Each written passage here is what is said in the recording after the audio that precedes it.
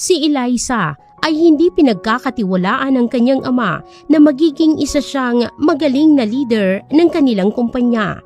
Ngunit gusto niyang patunayan sa ama na kayang-kaya niya kung ano man ang kaya rin ng kanyang mga kapatid. Dahil dito, binigyan siya ng ama ng 2 misyon upang patunayan ang kanyang sarili. Una, kailangan niyang mapapayag ang isang bilyonaryo na mag-invest sa kanilang kumpanya. At pangalawa, kailangan niyang imbestigahan ang mga reklamo mula sa mga dating ahente ng Customer Service Department ng kanilang kumpanya. Dahil dito ay nag-apply siya bilang isang ahente ng kumpanya na kung saan walang nakakaalam na siyang anak ng may-ari ng kumpanya. Isang bagay ang kanyang nakumpirma at totoo ngang mga reklamo laban sa management ng departamento. Sa promotion event ng kumpanya, ibinunyag ni Eliza ang mga katiwaliang matagal nang nangyayari sa departamento dahilan upang hindi matuloy ang sanay pag-promote ng kanyang malditang team leader. Sabay-sabay nating tunghayan ang kapanapanabik na kwento para sa araw na ito. Hindi ka pa handa, anak. Duda kami ni Hazel na kaya mong pamunuan ng kumpanya. Prangkang sabi ng amang si Thomas sa kanyang 37 anyos na anak na si Eliza. Bakit po, Papa? Dahil po babae ako. Hindi porkit babae ako, wala na akong kakayahan na mapatakbo ng mabuting kumpanya. Tugon naman ni Eliza. Anak, gusto ko ring ikaw ang magmana ng kumpanya. Ikaw ang nag-iisa kong anak kay Sofia, ang tunay na may-ari ng kumpanya. Gusto kong kadugo niyang magmana ng kumpanyang ipinamana sa kanya ng mga magulang niya. Pero iniisip ko rin ang kahantungan ng kumpanya kapag ikaw ang naging CEO. Ayun na naman po pala, Papa eh. Masaya ako dahil tanggap mo na ang katotohanan na ako talaga yung pinaka-deserving na magmana ng kumpanya. Dahil sa akin dumadaloy ang dugo ni na lolo at lola. Hindi kina Kuya Kevin at Kuya Dexter na puro mga anak ninyo sa kabit ninyo. Napahinto sa pagsasalita si Eliza nang ma-realize niyang napasobra siya ng sinasabi. Pasensya na po, Papa. Medyo nadala lang ako ng bugso ng damdamin ko. Anyway, ano bang dapat kong gawin para mapatunayan ko ang sarili ko sa inyo? Kapag nakumbinsi mong mag-invest ang CEO ng Colgate sa kumpanya, pag-iisipan ko ng mabuti kung karapat-dapat bang ipamana sa iyo ang kumpanya. Okay, sige po. Mangako kayo sa akin na gagawin niyo yan. Kapag nakumbinsi ko siyang mag-invest, gusto kong sabihin niyo sa akin na ako ang magmamana ng kumpanya. Walang baka sakali.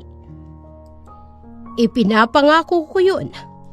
Nga pala, may isa ka pang dapat na malaman. Ano po yung, Papa?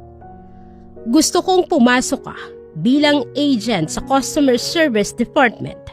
Gusto kong alamin mo kung anong kalakaran ng departamentong yun. May mga reklamo akong naririnig mula sa ilang mga nag-resign na agent na nagkakaroon daw ng power tripping doon. Power tripping? Pagtatakang pag-uulit ni Eliza. Ang power tripping ay kung saan ginagamit ng mga nasa itaas ang kanilang posisyon upang abusuhin ang isang empleyado. Gusto kong imbestigahan mo ng mabuti yun. Malaki na ang nagagastos natin sa training kapag panay-resign ang mga agent. Isali mo na riyan sa misyon mo. Kapag hindi mo nalaman ang punot dulo ng problema roon, ang ibig sabihin, hindi ka pa handang maging CEO ng kumpanya. Okay, sige, Papa. Pero paano kung wala naman talagang power tripping doon? Paano ko yun mapapatunayan? Ang patunay roon ay malalaman natin sa mga susunod na buwan. Kapag patuloy pa rin ang pagre-resign ng mga agent ng kumpanya, ang ibig sabihin, may power tripping talaga na hindi mo naresolba ang misyon mo. Pero paano kung hindi naman dahil sa power tripping, Papa? Maraming dahilan kaya nagre-resign ng mga tao. Hindi lang dahil sa power tripping. I know. Pero yun ang natanggap kong complaints mula sa 10 dating agent ng kumpanya. 10? Gulat na sabi ni Eliza. Yes, ganun na nga. That's a lot. Nangyari ba ito ng sabay-sabay o magkakaibang timeline? Baka naman magkakakilala itong 10 na to, Papa, at sinisiraan lang nila ang manager ng customer service department. Magkakaibang timeline ito. Hindi ito iisang wave. Ganun ba? If totoo man yan, kailangan ko ngang bunutin ang laso na sumisira sa customer service department. Hindi lang dahil ito ang misyon ko, kung hindi dahil kailangan ko itong gawin bilang future CEO ng kumpanya.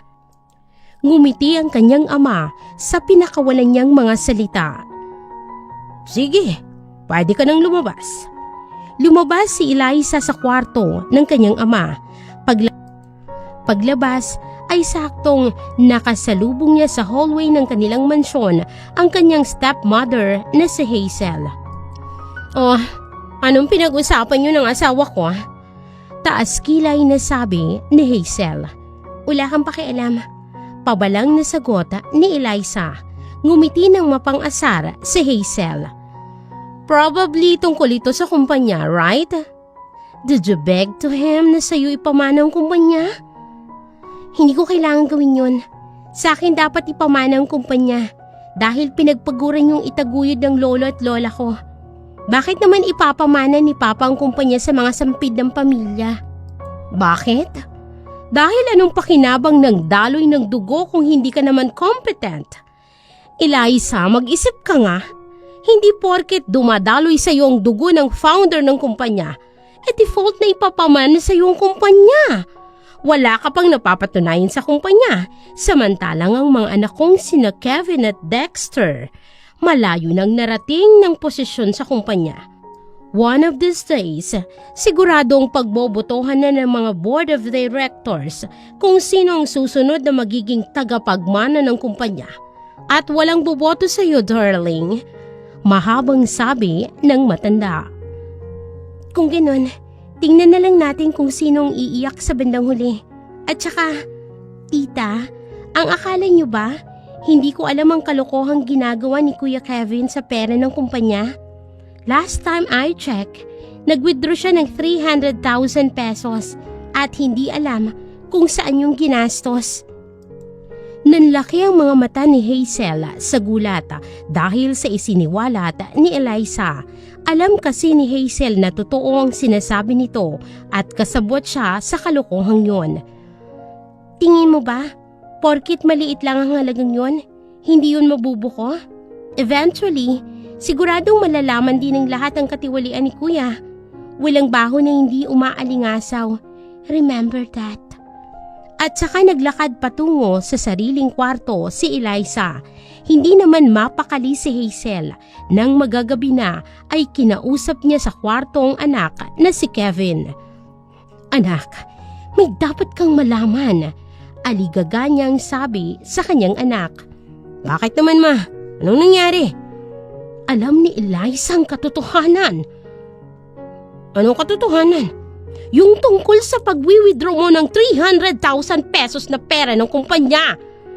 Nagulat si Kevin sa natuklasan. Paano niya nalaman yun, ma? Aba, malay ko sa kanya, Kevin!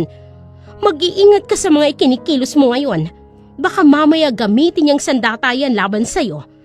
Kapag ginanap ng shareholders election sa susunod na taon. Paano naman kaya niya nalaman? Malakas talagang pang-amoy ng babaeng yun. Parang aso.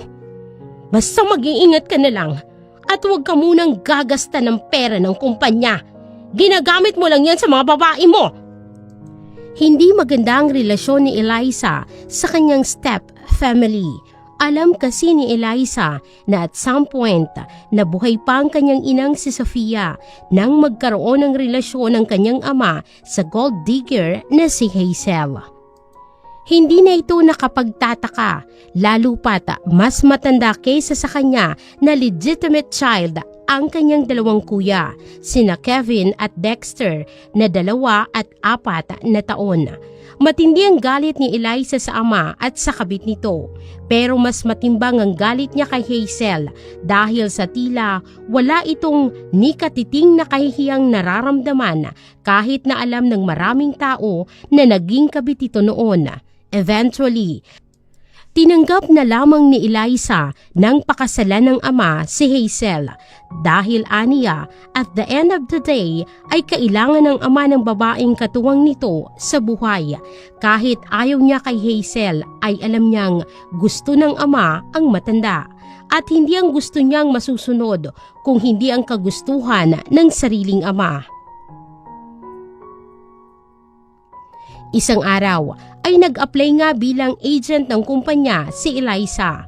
Nagulat ang interviewer nang malaman nitong anak siya ng CEO ng kumpanya, pero ipinaliwanag ni Eliza na gusto niyang ma-experience ang pagiging agent. Hindi naman na nagtanong pa ng maraming katanungan ng HR at kaagad na siyang tinanggap. "Miss, may hihingin sana akong pabor," sabi ni Eliza. "Ay yes po ma'am, ano po yun?" "Kahit wag mo na akong tawagin ma'am. Tawagin mo na lang akong Eliza." "Ay, ganun po ba? O sige Miss Eliza. Ano po ba yung pabor na hinihingi ninyo?" "Sinabi kasi ni Papa sa akin na may mga nakarating na complaints. May power tripping daw sa customer service department. Gusto kong alamin kung meron nga ba talaga. Kaya kung posible, pwedeng ilihim mo sa managers na anak ako ng CEO?" "Ay sige po, wala pong problema. Napaka-common naman po ng surname ninyo kaya sigurado hindi nila maiisip na baka related kayo kay Mr. Thomas Perez." Ngumiti si Eliza. "Thank you so much ha." Sinabi ng interviewer na sa susunod na linggo ng araw ang start ng training at ng orientation. Makakasama niya roon ang panibagong wave ng mga agent. 10 silang bagong hired. Nagpasalamat si Eliza sa HR matapos noon. Pagkatapos ay nakipagkita na si Eliza sa kanyang nobyo na si Philip. "Kumusta naman ang buhay, Eliza?" tanong ni Philip habang kumakain sila ng dinner sa isang fine dining restaurant. Napabuntong hininga ng malakas si Eliza. "Eto, stress," sabi niya at ipinaliwanag kay Philip ang lahat. "Ganun ba? Galingan mo kung ganun.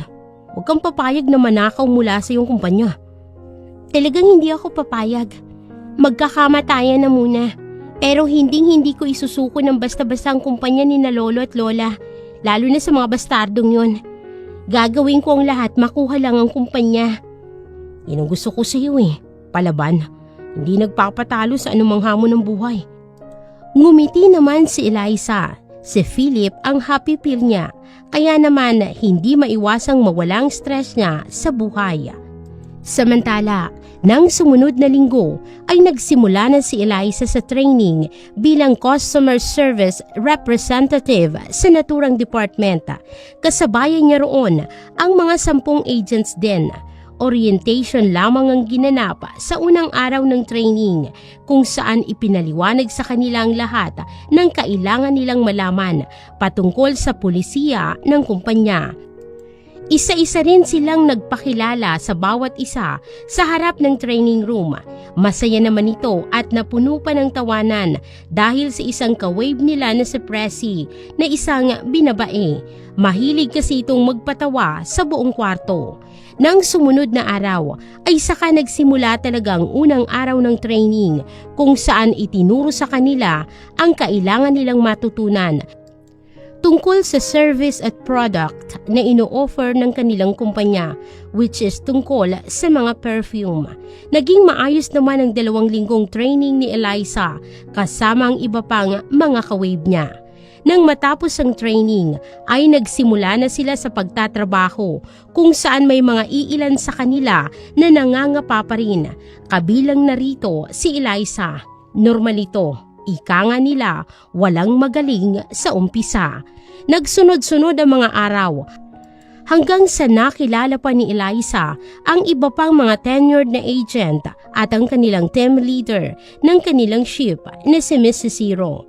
Mabait naman si Mrs. Zero, ginagampan na naman ito ang kanyang trabaho ng mabuti. 5 buwan ang lumipas, isang bagay ang inanunsyo ni Mrs. Zero sa 10 bagong agent. Lahat ng bagong agent na ito ay may magandang performance sa kanilang unang 5 buwan na pagtatrabaho, dahilan upang lahat sila ay ma-regular.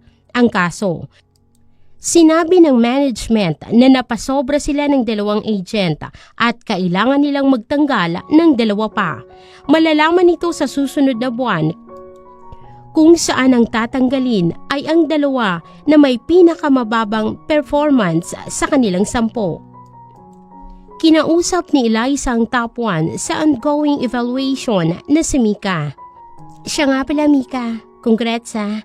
Ikaw yung top 1 sa ongoing evaluation. Sigurado nang hindi ka may evict sa team, sabi ni Eliza. Evict talaga? PBB lang? Tumatawang sabi naman ni Mika. Pero thank you ikaw rin naman. Nasa pang-7 ka yata. Oo, pang-7 ako. Pero malaki pa rin ang chance na malaglag ako sa pang-9. Hoy, galingan mo ha. Alam mo naman, ikaw ang best friend ko rito.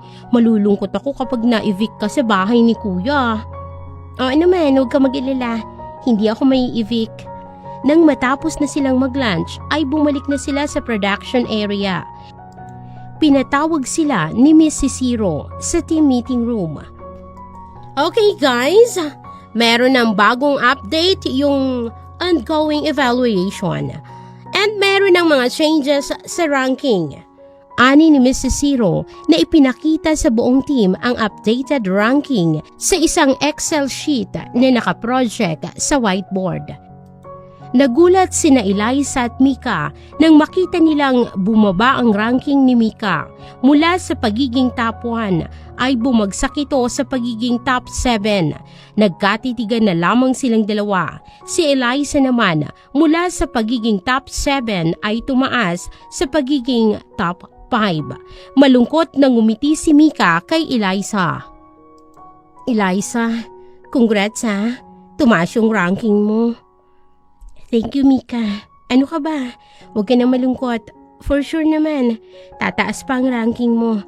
May 3 linggo pa naman tayo. Kapansin-pansin sa ranking ang biglaang pagtaas ng dating rank 10 na si Yula. Matapos ang duty ay nag-usap-usap sina Eliza at Mika habang papauwi. Tumatambay muna sila sa isang convenience store at kumain ng burger. Eliza, nakita mo ba yung ranking ni Yula? Di ba pang 10 na yun nung nakaraang linggo? Ngayon umakyat na ng 4. Oo nga, napansin ko yun. Parang nakapagtataka, di ba?